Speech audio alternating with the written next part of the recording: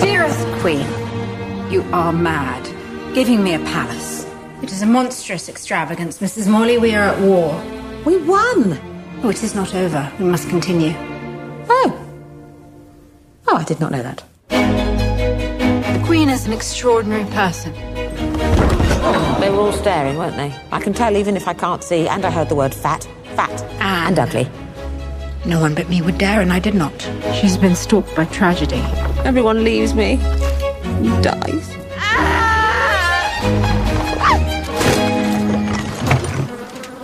I apologize for my appearance. I hoped I might be employed here by you. As something. A monster for the children to play with, perhaps.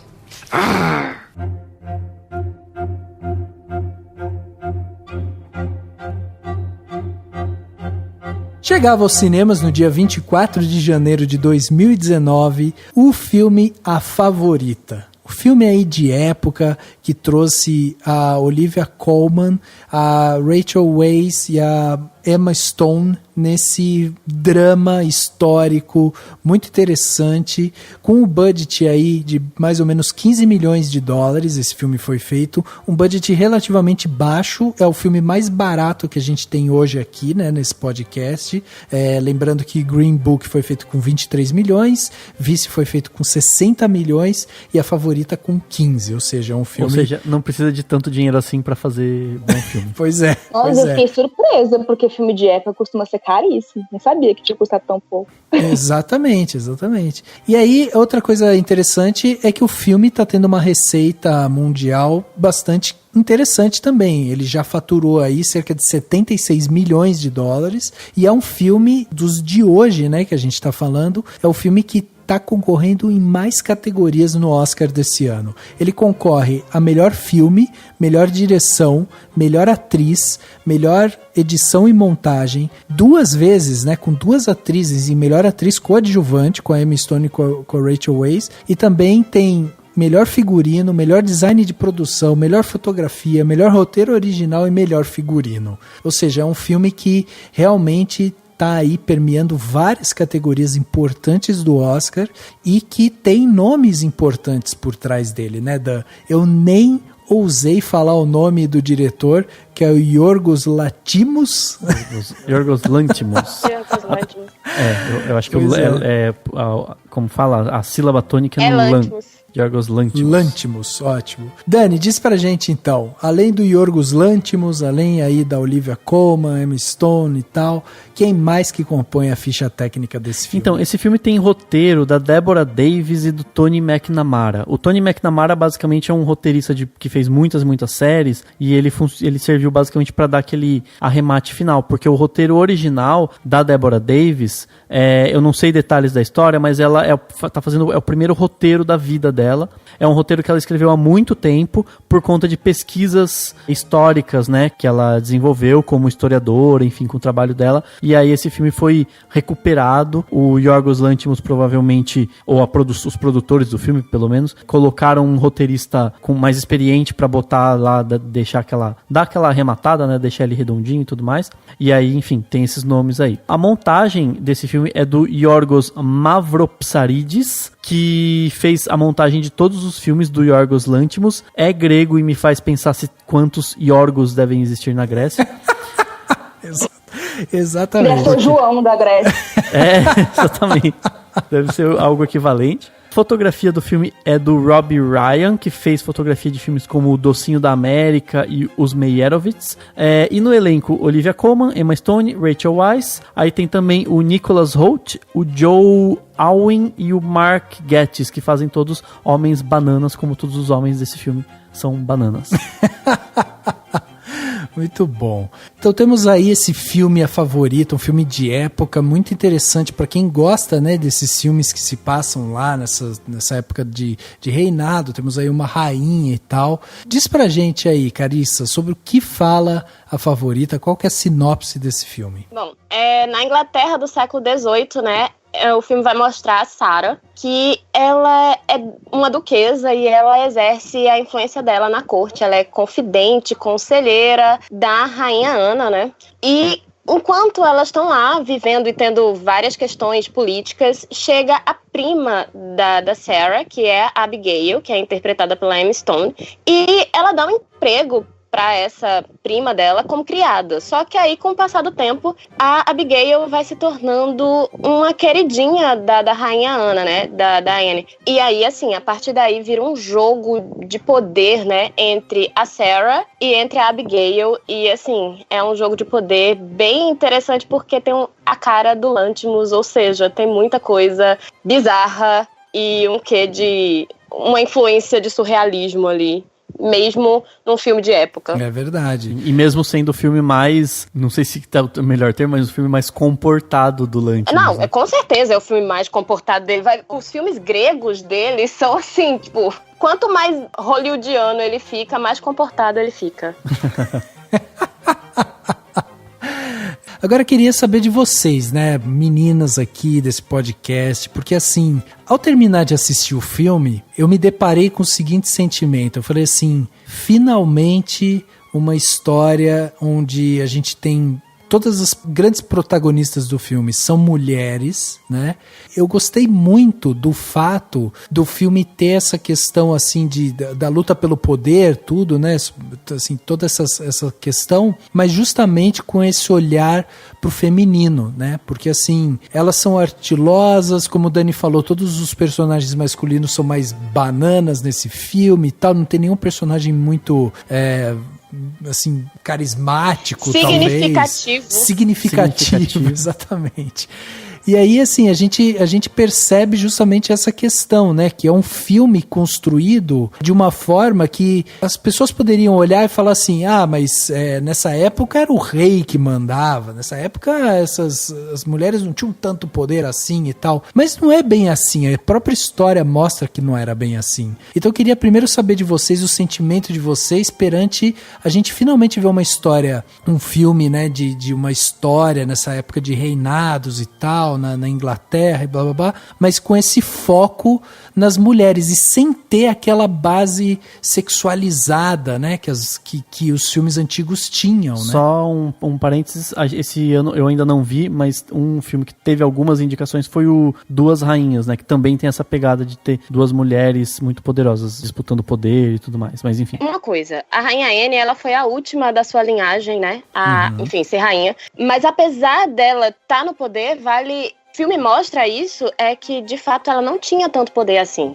Então eu acho que é importante a gente pensar que, assim, por mais que essas mulheres, que no caso a rainha Anne, ou como no próprio As Duas Rainhas, você vai ter a disputa, né, da Mary da Escócia e da outra, que também é uma história real, elas estavam no poder, mas não necessariamente elas não passavam por situações de machismo e de opressão. Na verdade, se você olhar A Favorita, as piadas são o tempo todo sobre a opressão que as mulheres passam. A personagem da Emma Stone está o tempo inteiro falando sobre o tipo de abuso que ela sofreu até chegar na corte, e na própria corte ela sofre diversos tipos de abuso, e assim, apesar da disputa dela com a Sarah, tem toda uma questão com o personagem do Nicholas Hoult, e ele tá ali o tempo todo assediando a personagem da Emma Stone, mesmo que não seja um assédio sexual. Então, assim, e a rainha Anne, ela tá ali, ela é a mulher, é a pessoa mais importante do reino, mas pensa que não sei se a palavra é essa, mas o congresso dela é todo masculino. Sim. Então, ela não exatamente é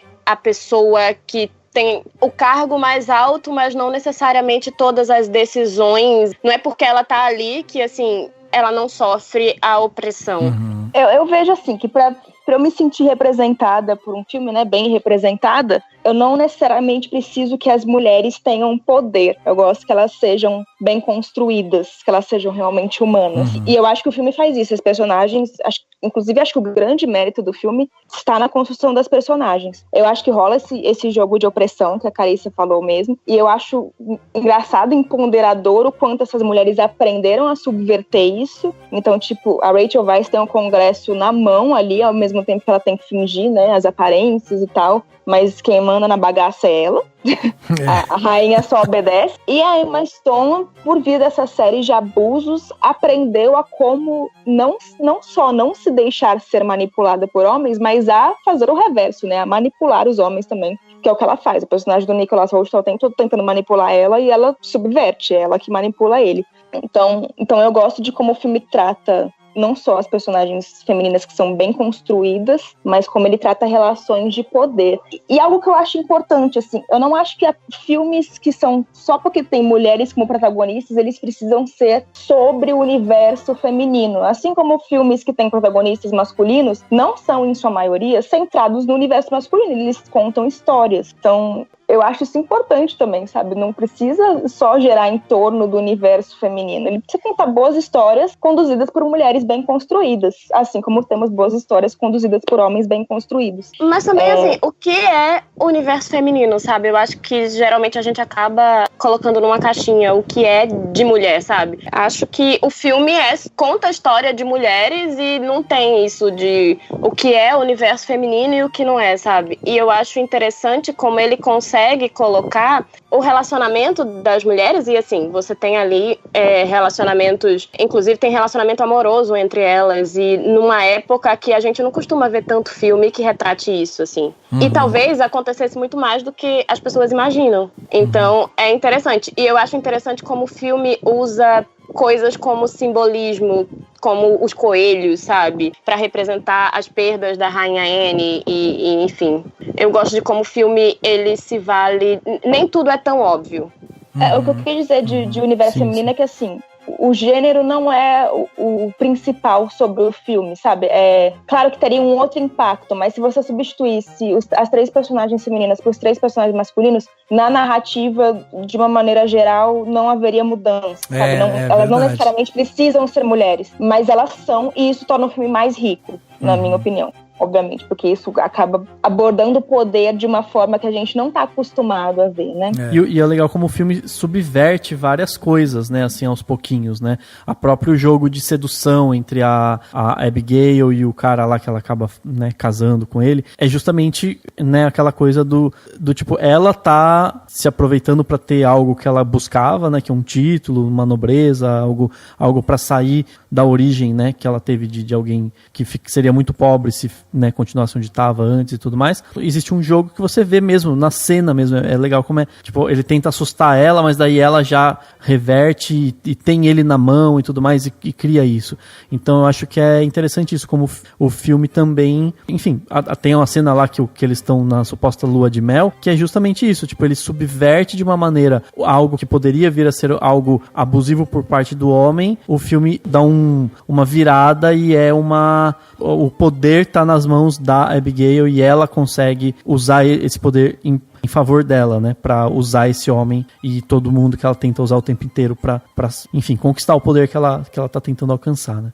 Inclusive eu tenho até um problema com as indicações das atrizes como elas foram feitas, porque do meu ponto de vista, esse filme é meio que o As Horas desse ano. Ele não tem uma protagonista. Se você tirar qualquer uma das 3, o filme não funciona. É um tripé de protagonistas. Mas assim, se eu tivesse que elencar apenas uma, eu acho que a personagem da Abigail é a que tem o arco mais completo. É a partir do momento que ela entra na trama, que a trama começa a se desenvolver. Eu acho que ela é a personagem que passa por mais mudanças. Acho que se tivesse que escolher uma central, mas eu acho que não tem, seria ela ou, no máximo, a Rachel Weisz. A Olivia Colman, né, eu acho ela a que menos tem o arco desenvolvido, sabe? Ela é mais objeto. Ela é o objeto de disputa. Ela não tem um início, meio, fim tão bem definido quanto as outras 2 personagens. Então eu acho que não faz muito sentido ela estar indicada a melhor atriz e as outras 2 a coadjuvante. É só por uma questão de interpretação e como acharam que a interpretação dela era muito forte, aí a distribuidora vai lá e indica ela pra ver se conseguem chegar às premiações, né? Porque realmente não faz nenhum sentido, tipo, a Rachel Weisz e a Emma Stone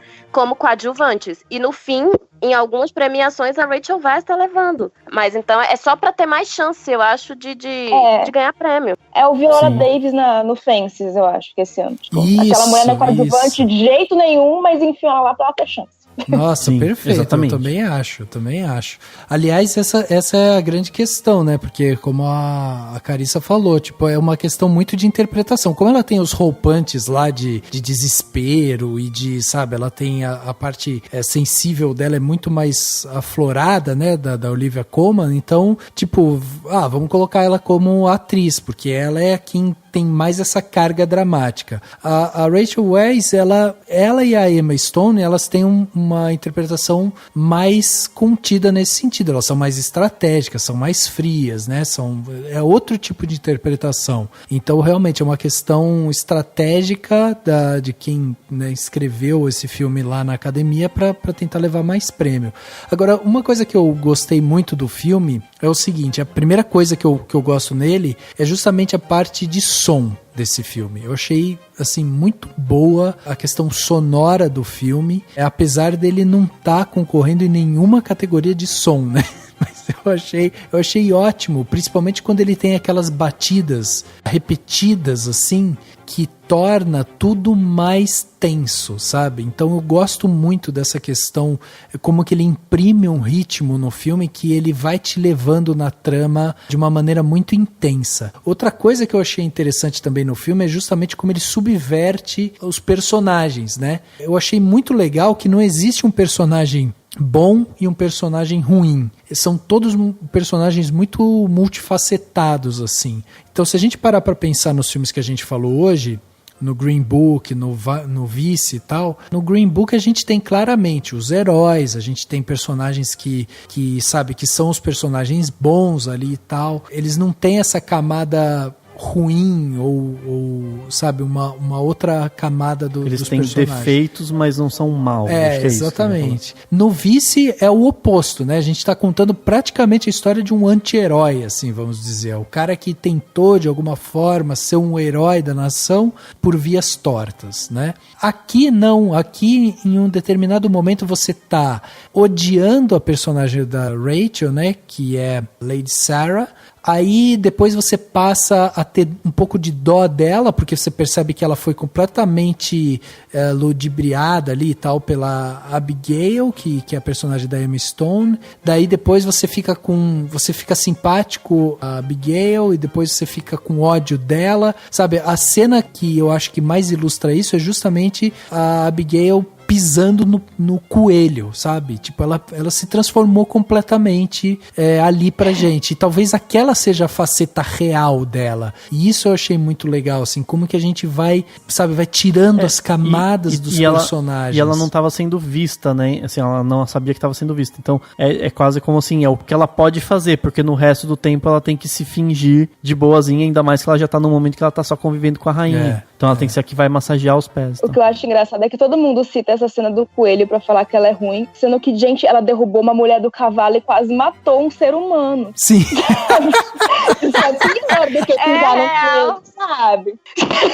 Aí eu tive antipatia por ela o tempo todo. Desculpe, sou time Rachel Weisz o filme inteiro. É engraçado, porque apesar de tudo, eu fiquei com muita raiva dela vendo, mas eu acho que quando eu fui rever o filme, mudou um pouco, assim. Eu não tenho raiva de nenhuma personagem. Eu acho que elas fazem... Sabe aquelas pessoas... Ela faz... É uma luta pela sobrevivência. Eu acho que ela vai por caminhos absurdos, mas eu acho que todas elas, sabe? Nenhuma delas acaba feliz, todas acabam mal e todas agem mal em algum momento. Sim, exatamente. Então eu acho que é meio isso, assim, não é nem boa nem ruim, nenhuma delas, sabe, é boa ou ruim. Eu acho, de fato, que a Sarah Churchill, ela gostava da rainha, mas ela gostava mais ainda do poder. E eu acho que, na verdade, todas elas gostam muito do poder. Mas, assim, lembrando também que se elas não têm o poder, elas estão em uma sociedade onde elas não têm voz. Uhum. Então, a coisa do ser bom e ser ruim fica onde quando você não tem voz? Se você só tem o caminho de ser, sei lá, como a personagem, a Abigail, sabe? Se ela não for ruim, ela vai perder o lugar que ela tem ali e aí ela pode ser... Enfim, podem fazer o que quiser com ela. Então, enfim, sabe? No fim, eu acabo não torcendo por ninguém, apesar de que no final eu não queria que a Sarah Churchill tivesse o destino que ela tem, mas eu acho interessante. Então. Eu acho que a personagem da Emma Stone, ela é mais o personagem cômico, né? Aquela coisa mais da comédia de tipos mesmo, né? Acho que ela tem essa veia mais cômica, e eu acho que ela tem um ar de vilanesco também, né? Que o filme dá pra ela. A personagem da Rachel Weisz eu já acho ela mais humanizada, porque, como você falou, eu realmente acredito que, apesar dela também querer poder, ela ama a rainha. Eu realmente acredito no amor dela pela rainha. E a personagem da rainha eu acho ela muito humanizada porque ela é uma criança, né, basicamente, que sabe que ela precisa comprar amor, então ela joga com isso porque é a maneira que ela tem de conseguir um pouco de afeto, né. Então eu acho muito bonita a construção. Eu também, eu cheguei até a ficar com dó da rainha, né, do tipo... Poxa, ela tem toda a pressão de ser rainha, sendo uma pessoa bastante instável, né, emocionalmente, e tendo todos os problemas de saúde, né. Tem até um momento muito interessante, dois, né, pra citar assim. Um que é quando ela vê a Sarah dançando, né, e assim, tipo, dá pra imaginar o conflito de sentimentos que ela tem, né. Ao mesmo tempo, uma inveja por não poder dançar, porque ela tá numa cadeira, ela tem problemas, né, Por sinal, a melhor né? cena de dança dos últimos tempos. Sim. E assim, mas ao mesmo tempo ela tá com ciúmes, né? Porque a Sarah tá lá dançando e ela foi deixada de lado. E naquele momento a Sarah é a favorita, né? Como diz o título. Então, assim, são esses conflitos e tal. E uma outra cena muito, muito interessante, que tem justamente essa coisa que mostra muito bem o amor da Sarah pela rainha, é quando ela fala, né? Que a rainha Ana fala que ela não é 100%, não ama, sei lá, alguma coisa assim, não eu queria que você me amasse, né? Que você fosse sincera comigo e tal, alguma coisa assim. E aí a personagem da Rachel Weisz fala justamente o fato de ela ser 100% sincera, que faz com que nem sempre ela goste dela, né? Do tipo, com quem diz, a outra tá sendo falsa, né? A personagem da Emma Stone tá sendo totalmente falsa com você o tempo inteiro. E eu sou verdadeira, tanto que de vez em quando eu não gosto de algo, ou eu critico e tudo mais. É feito de uma forma muito mais bonita do que essa que eu estou falando de maneira tosca, mas... É um momento em que dá pra você perceber muito bem isso, né? Dá pra você perceber muito bem que ela tem realmente ela gosta mais, né, da rainha do que a Abigail, que tava só pelo poder mesmo, e que, inclusive, no final, dá essa percepção de que ela não conseguiu poder nenhum, né? Porque a sensação que eu tive quando eu vi aquela montagem final, que a rainha tá se apoiando na cabeça dela, ela tá massageando a rainha, ela tá se sentindo mal, né, ela tá se sentindo diminuída porque ela tá numa situação extremamente subalterna, e ao mesmo tempo, quando, pelo menos eu tive essa sensação, quando você vê a rainha bem vista de baixo, assim, né, como alguém quase, enfim, nos momentos finais da vida, o que passou pela minha cabeça foi, cara, essa rainha vai morrer logo e a Abigail não vai ter mais muito poder, né, não vai ter voz, não vai ter o que ela queria. Mas mesmo a rainha ficando viva, ela tá completamente sem poder, eu acho, assim, naturalmente ali, naquele processo ela já é subalterna à rainha, e a rainha faz questão de deixar claro naquele momento que ela tá abaixo dela. Sim, sim. Isso, inclusive, é uma das críticas do filme, né? Eu acho que ele mostra que a busca pelo poder é algo bem tolo, assim, e que poder, na verdade, política não passa de um jogo de bajulação, sabe? Eu acho que isso até combina com a crítica que o filme tá fazendo. E tem uma coisa muito legal que é relacionada às técnicas do filme, que é sensacional, né? As lentes grande angulares e tal, que fazem com que a gente veja todos os salões inteiros e tenha uma percepção, ao mesmo tempo que ele engrandece, ele dá uma sensação de aprisionamento. Então elas são todas aprisionadas naquele castelo. Elas são todas, todo mundo lá tá cercado por paredes, tá preso. E é interessante que no final a personagem da Rachel Weisz é vista numa casa olhando pra fora e dizendo, não, cansei da Inglaterra, porque ela sabe que vai ser expulsa pelos soldados e tal. Não é usada essa estratégia de mostrar aprisionamento. Então a partir desse momento é quase como se dissesse assim, olha, essa personagem, a Sarah, tá livre, né? Ela não conseguiu ganhar o jogo do poder, mas e a punição que ela teve foi ser livre, se tornar livre, né? Olhar para fora e não ter essa câmera grande angular cercando ela com paredes. Então é como se ela dissesse, ela tem o mundo todo diante dela. E aí, aliado a essa questão a busca pelo poder é algo extremamente tola, a busca pelo poder ela te aprisiona, né? O poder te aprisiona de alguma maneira, e às vezes perder esse poder ou não ter o poder é o que faz com que você seja livre, né? Enfim, é uma super interpretação, mas eu acho que é interessante pensar nisso porque tem tudo a ver com as técnicas. É um filme que sabe muito bem contar a história só por meio das técnicas, né? Da câmera e tudo mais. Ah, sem dúvida. Mas eu particularmente acho que ele, às vezes, ele pesa a mão nessa coisa das grandes angulares. Porque tem umas cenas assim que ele usa num plano, no plano seguinte ele já abandonou, aí ele volta. Eu acho que eu tenho um pouco de problema com esse ritmo das câmeras. Ai, eu adoro a fotografia e a escolha de lente desse filme, sério. Apesar de eu achar que não necessariamente é o melhor trabalho do diretor de fotografia, American Honey é bem legal, mas assim, eu adoro as escolhas do Lanthimos pra esse filme. Mas assim, eu sou a bajuladora do Lanthimos, então assim, de verdade, eu pago pau mesmo. E eu gostei do filme da primeira vez. Quando eu fui ver de novo, eu saí apaixonada. Então, assim, eu gostei da primeira, gostei mais ainda da segunda, sabe? Mas, nossa, eu acho tudo. O uso de som do filme, a trilha do filme é muito boa. E eu gosto muito da montagem do filme, que, enfim, eu acho que nem todo mundo gostou tanto, mas, assim, eu gosto da montagem do filme, eu acho o ritmo do filme bom, e, enfim. Nossa, eu adoro a montagem também. Eu acho que a montagem funciona super bem e super casa bem com a trilha, que eu concordo que é linda. Mas ele faz uns jogos, por exemplo, tem uma cena que a Emma Stone ouve um barulho e ela olha pro lado. Aí passa pra cena onde tá a Rachel Weisz com a rainha e o barulho é lá, sabe? Tipo, ele interliga os personagens por algum elemento nas montagens. Sim. Que é muito bacana. Tudo que eu reclamei de Vice, que parece que não casa, eu acho que na Favorita casa direitinho, assim. Todos os elementos técnicos, eles parecem casar muito bem, sabe? Eu tenho essa sensação também. Eu acho um filme tecnicamente muito bem resolvido. E até acho essa questão da grande angular, eu acho uma questão até muito, muito simpática do diretor, porque é realmente essa brincadeira da grandiosidade, que ele tá falando disso o tempo todo no filme, né? Então eu acho uma brincadeira muito justa. Assim. E é uma grandiosidade distorcida, né? Distorcida. Porque a característica da grande angular é essa.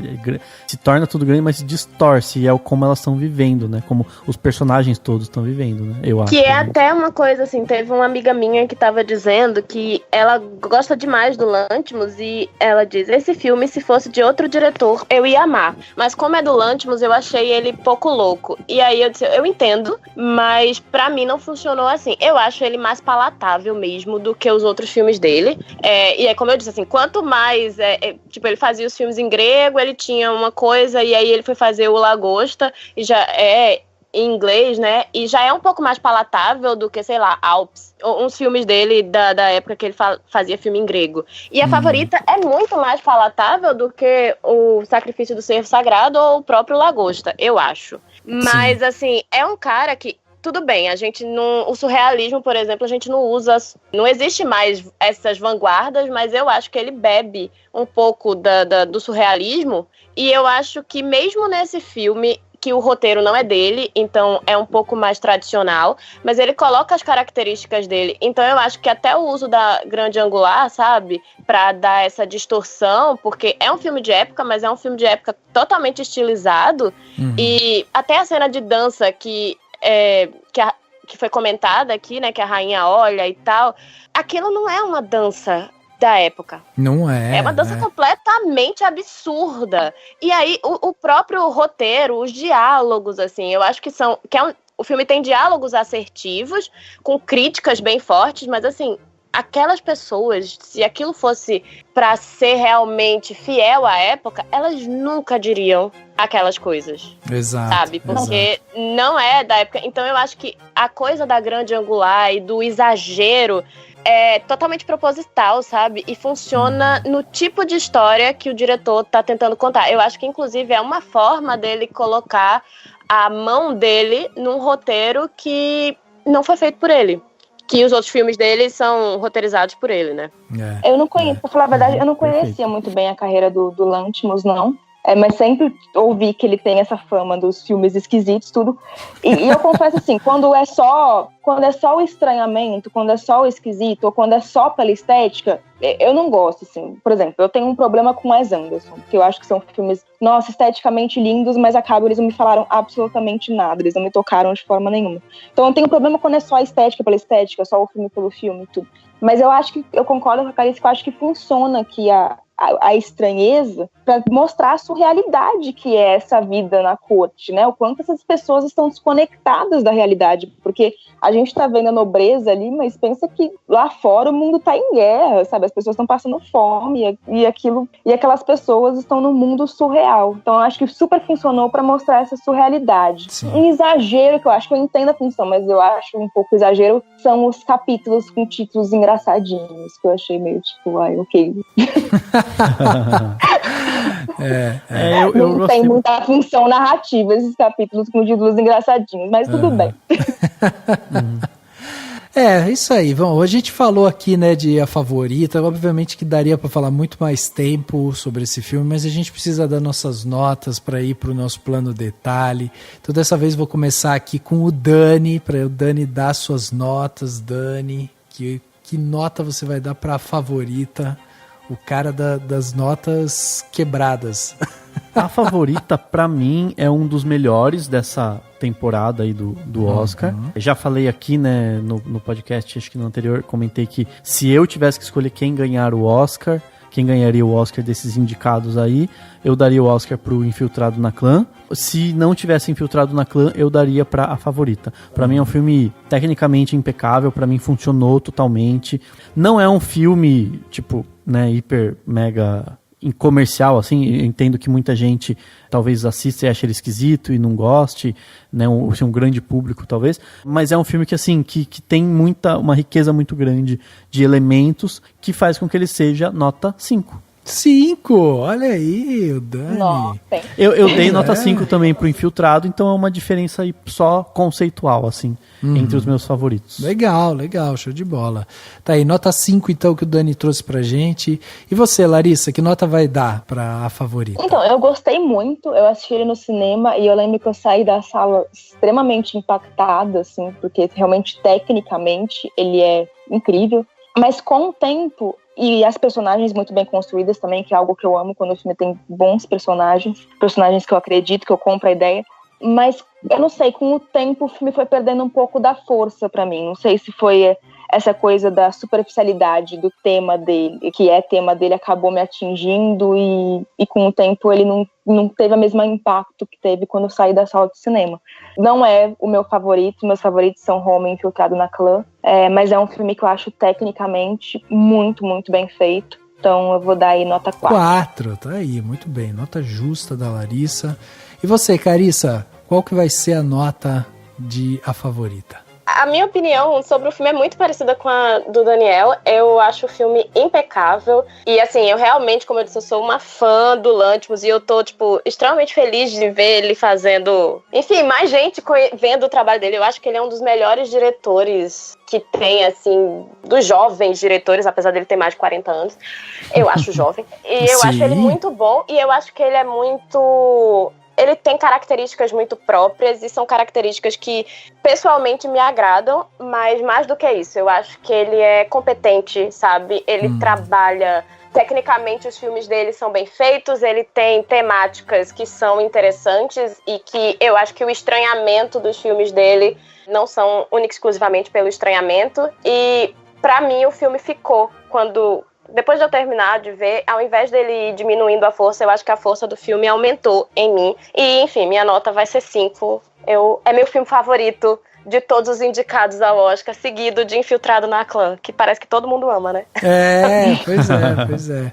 Bom, eu vou dar minha nota aqui também. Eu acho o filme também impecável, principalmente na parte artística ali, né? Então, eu acho que, assim, de todos os filmes que a gente viu, eu acho que esse filme ele é muito forte, principalmente ali na parte de design de produção, figurino, né? Essa parte realmente assim, é um filme que tem muito a ganhar. Gosto da trama que o filme tem. Só que, assim, para mim, ele é um pouquinho cansativo na sua narrativa, assim. Eu acho que ele às vezes ele me cansava um pouquinho, sabe? Apesar de entender tudo que estava sendo construído ali e tal, mas eu acho que é um filme divertido e tal. Então, assim, por por não ser um filme que, pra mim, ele tem um ritmo que às vezes ele vinha bem e de repente ele dava umas escorregadinhas, eu vou diminuir um pouco a minha nota e eu vou dar 4.1 pra esse filme. Tô dando um décimo da nota, justamente porque eu acho que ele é um filme, acima de tudo, divertido, assim. Não é meu favorito continua sendo Roma para esse filme, mas eu gostei muito de A Favorita. Eu acho que é um filme que tem todos os componentes técnicos ali para estar numa premiação como é o Oscar. Eu acho que ele funciona muito bem. Então, se a gente pegar aqui os 5 do Dani, os 4 da Larissa, os 5 da Carissa e meus 4.1, estamos carimbando aqui para A Favorita a nota de 4.53. Olha aí. Filme que não foi unanimidade nas suas notas aqui com a gente, mas é um filme que realmente encantou muita gente pela forma que foi construído. E aí, para você que está escutando a gente até agora, então só vou passar aqui os 3 primeiros, né? Porque a gente fez podcasts agora sobre todos os filmes que estão indicados ao melhor filme no Oscar. E para você saber, o único filme que foi unanimidade aqui, que todo mundo deu nota 5 e tal para ele, foi Roma. O único filme que é o filme favorito aqui, com carimbo do Cinemação, é o filme que todos os participantes gostaram. É óbvio que, assim, cada podcast tem um convidado diferente e tal, então é legal da gente ver como realmente várias pessoas passaram por aqui, todo mundo deu sua nota, e aí o filme que teve a melhor nota foi Roma, com nota 5, em seguida tivemos Pantera Negra, com a nota 4.83, e em terceiro a gente teve Infiltrado na Clã, com a nota de 4.75. Olha aí, então, esses são os 3 favoritos. Se um desses 3 ganhar, a gente tá garantido como um dos melhores sites de cinema da internet. Qual é o pior? Eu tô curiosa. Acho que é Bohemian Rhapsody, né? O pior que recebeu a nota aqui foi Vice. Mentira, pior que Bohemian, gente, não é possível. Pois é, chocada, arrasada nesse momento. Chocadíssima. Deixa eu aumentar a minha nota do Vice ainda, calma aí. Quero rever. Qual que ficou a ordem, Rafa, só pra... A ordem ficou assim, Roma com 5, Pantera Negra, Infiltrado, A Favorita, Nasce Uma Estrela, Bohemian Rhapsody, Green Book e Vice. Essa foi a nota. Jesus. Ok.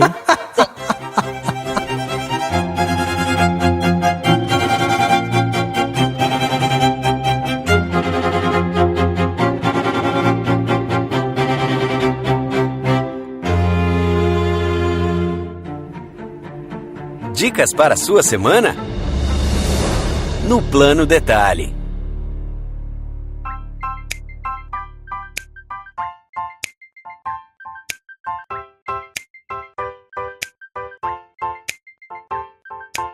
Plano Detalhe da semana, aquele momento sensacional onde você vai poder pegar umas dicas aqui com as nossas convidadas, comigo, com Dani, para fazer a sua semana uma semana melhor. Pra vocês terem uma ideia, semana passada eu indiquei aqui um canal do YouTube de um cara que faz anéis artesanais, e aí lá no Twitter alguém falou, pô, se você gostar desse, você vai gostar desse outro canal. E me indicaram um canal de um cara que restaura quadros. Eu vi. Eu achei incrível.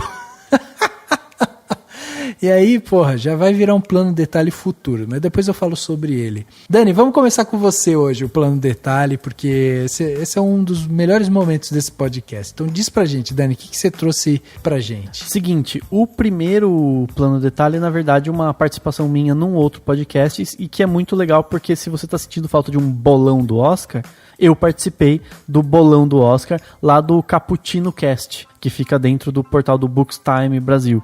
No momento que a gente está gravando, esse podcast ainda não foi lançado, mas ele sai na quinta-feira, então quando você estiver ouvindo este podcast, ele já vai ter saído. Então pode clicar no link que vai estar no post aqui do podcast para me ouvir fazendo coisas. Vou até dar um spoiler, né? Porque assim, é uma aposta, é um bolão, ou seja, a ideia não é o filme que você quer que ganhe, né? É o filme que você acha que vai ganhar. Exato. E aí, como o Green Book ganhou o PGA, eu apostei no Green Book pra melhor filme.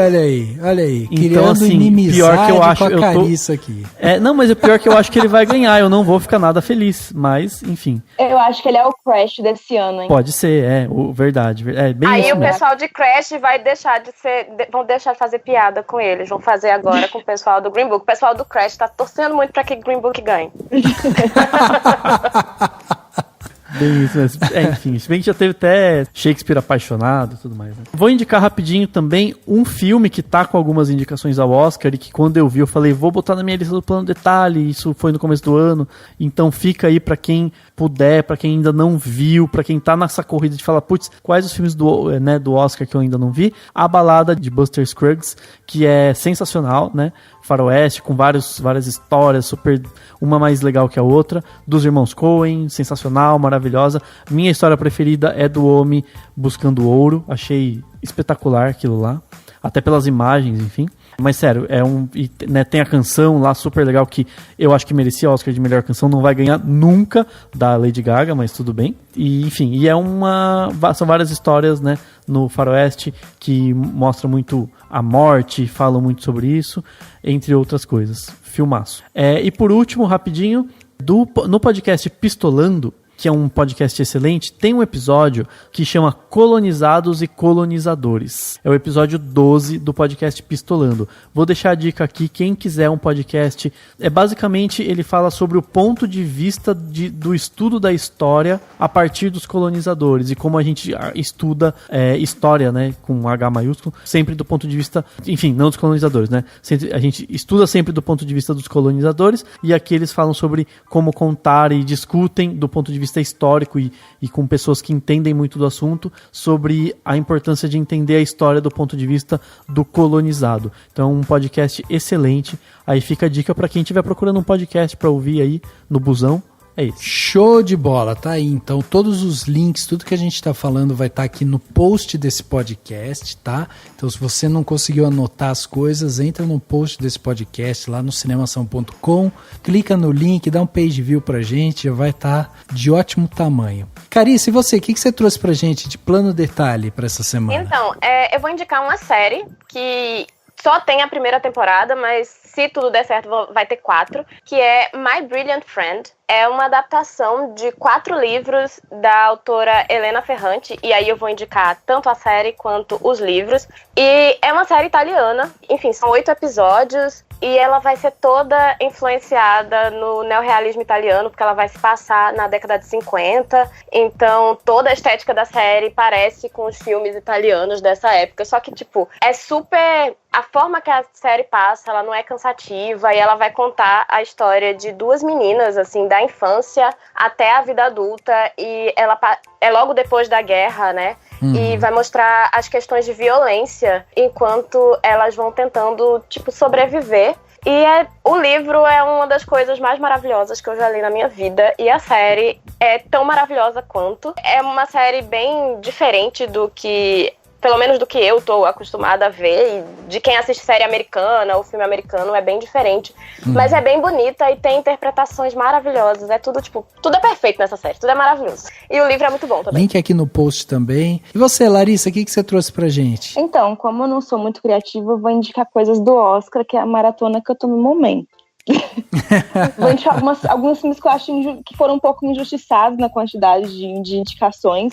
Pra mim, o principal é o Se a Rua Billy Falasse, do Barry Jenkins. Eu achei ele maravilhoso, achei um filme incrível, e justamente num ano em que o Oscar tá buscando tanta representatividade, fico triste dele ficar de fora, até porque os atores dele também estão ótimos, além da Regina King, que provavelmente vai ganhar o Oscar de atriz coadjuvante, mas os atores principais também estão ótimos, e a fotografia dele é maravilhosa, e ela não foi nem indicada. Eu fiquei muito chateada. Tipo, a categoria de fotografia esse ano realmente tá super disputada, os filmes são ótimos, mas a minha fotografia preferida do ano é do Se a Rua Billy Falasse. Ele é maravilhoso. E um outro que eu também acho que pouca gente vai assistir, porque só teve uma indicação pro William Dafoe, é o No Portal da Eternidade, que fala sobre a história do Van Gogh, só que não é um filme sobre a história do Van Gogh em si. Esse diretor diretor, ele faz filmes muito sensoriais, né? O Julian Schnabel, ele também é diretor do Escafandro e a Borboleta. Então os filmes dele buscam despertar sentidos, assim, e pra falar da história de um pintor que cada pincelada dele é uma viagem, eu acho que faz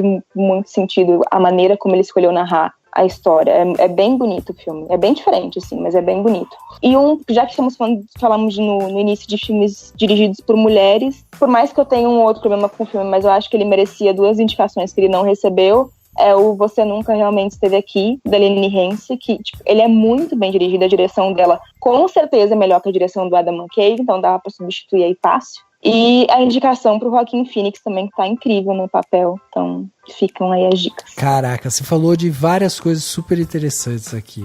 Eu tenho uma conexão emocional muito forte com o Van Gogh, sabe? Porque na minha infância eu pintei e tal, então eu tenho uma conexão assim com ele. E eu tô assim ensaiando pra ver esse filme na Porta da Eternidade, justamente porque eu tô me preparando, tô fazendo uma preparação emocional pra ver o filme.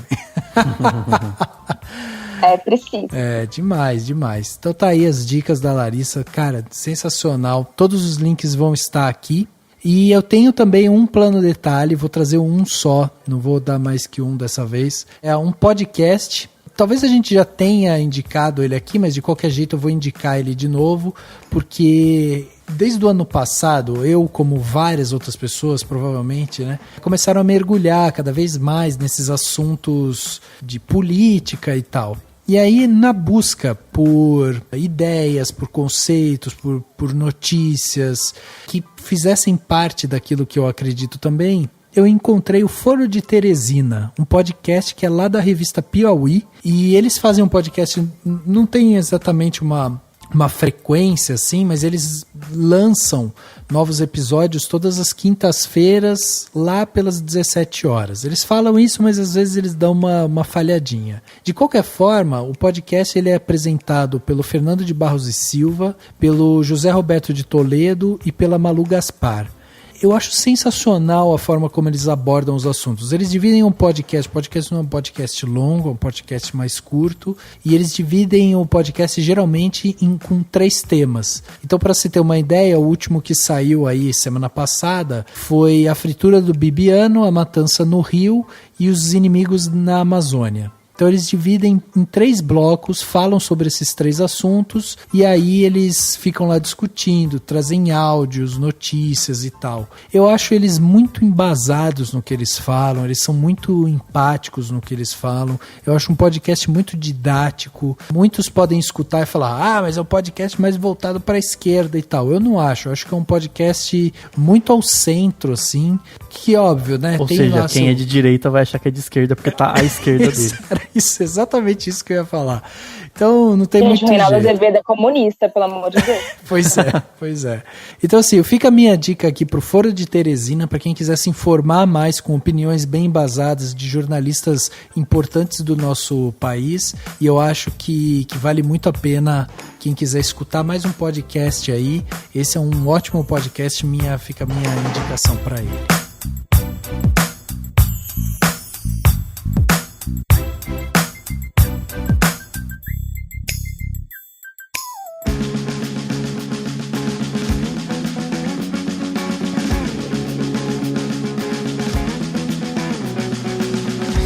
Chegando aqui no final do podcast Cinemação 307, tivemos aqui a presença das nossas amigas aqui, da Larissa Padron e da Carissa Vieira, que vieram lá do YouTube. Elas não são podcasters, mas são youtubers, e elas vieram aqui com a gente, dividir as suas opiniões com a gente. Eu só tenho que agradecer a presença de vocês, a disponibilidade de tempo de vocês de virem aqui conversar com a gente. Foi sensacional, adoramos a presença de vocês aqui. Vamos chamar mais vezes, então preparem a agenda aí. E eu queria que vocês também deixassem, né, para os nossos ouvintes, quem quiser acompanhar mais vocês aí pela internet, pelo YouTube, redes sociais, que vocês deixassem também os contatos. Então vamos começar aí com a Larissa. Larissa, traz pra gente aí quais que são os meios de contato, como que as pessoas fazem para assistir seus vídeos também, como que é o nome do seu canal. dá aí a ficha técnica sua completa e muito obrigado pela sua participação aqui com a gente. Eu que agradeço, o papo foi ótimo. Bom, todas as minhas redes sociais é /LariPadron. O nome do meu canal é Fora do Padrão, mas você digitar youtube.com/LariPadron você encontra também. No Instagram também tô como Lari Padron. E no Twitter, no Oscar, estarei fludando as timelines de quem me segue, comentando tudo, inclusive modelitos feios no Twitter e fazendo alguns stories também. Então acho que é a maneira mais fácil de me acompanhar. E eu devo fazer alguma live também, ainda tô decidindo aí se vai ser no sábado ou se vai ser no próprio domingo, para falar quais são os filmes também que eu acho que vão ganhar, os que mereciam ganhar, enfim. Então me acompanhem por lá que eu vou adorar. Demais, que legal. E você, Carissa, diz aí também o nome do seu canal, redes sociais e também muito obrigado, viu, pelo seu tempo aqui com a gente, foi fantástico. Obrigada a vocês pelo convite. Então, o nome do meu canal é o meu nome, Carissa Vieira. Eu sou uma pessoa muito criativa, como vocês podem ver. Não, né? As minhas outras redes sociais é Caricinha, inclusive no canal, se você botar youtube.com/Caricinha, é o endereço do meu canal. Mas é isso, eu vou fazer live do Oscar enquanto tiver acontecendo a premiação, eu sempre faço lives em premiações, assim, eu fico comentando tudo, inclusive tapete vermelho pra falar das porcarias que as pessoas falam e falar das coisas boas também. E pra falar besteira também, né? É isso. E devo fazer algum tipo de story antes, mas durante o evento eu vou estar no YouTube falando sobre o Oscar e falando sobre todos os filmes, porque eu tô acreditando que até domingo eu vou ter conseguido assistir todos. Aquela, tem fé. É isso aí. Tenha fé mesmo, vai dar certo. Demais, gente. Obrigado novamente. A presença de vocês aqui foi fantástica. E Dani, obrigado também pela participação. É isso aí, mais um podcast gravado. E agora, Dani, que venha o Oscar. Que venha. Semana que vem vamos falar sobre o Careca Reluzente. É isso. Obrigado e até semana que vem. O podcast Animação 307 fica por aqui e a gente se vê no próximo.